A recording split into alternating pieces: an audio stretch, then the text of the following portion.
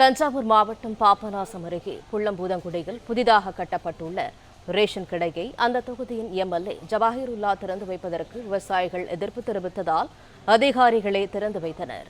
கூடுதல் தகவல்களை தருகிறார் எமது செய்தியாளர் ராமலிங்கம். ராமலிங்கம், வணக்கம். விவரங்கள் என்ன? வணக்கம். தஞ்சை மாவட்டம் பாபநாசம் ஒன்றியத்திற்கு உட்பட்ட புள்ளம்பூதங்குடியில் பாபநாசம் சட்டமன்ற உறுப்பினர் மின்சாட்டு நிதியிலிருந்து அந்த ரேஷன் கடை கட்டிடம் ஒன்று புதிதாக கட்டப்பட்டது. அந்த கட்டிடத்தை திறப்பதற்கு பாபநாசம் எம்எல்ஏ ஜவஹர்லா இன்று திறந்து வைப்பார் என விளம்பரம் செய்யப்பட்டிருந்தது. அதற்காக அவர் அங்கு வருவதற்கான ஏற்பாடுகளும் செய்யப்பட்டிருந்தது.